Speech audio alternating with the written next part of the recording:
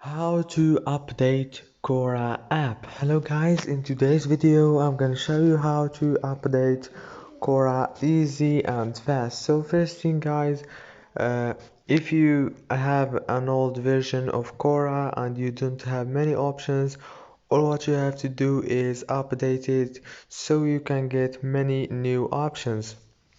And if you want to update it, all what you have to do is go to Play Store and search for Quora, and it will take you to this page. Now right here you will find the update option. Just click on it and your Quora will be updated easy and fast. If this video was helpful, please don't forget to like and subscribe, and thank you so much for watching this video until the end. See you later.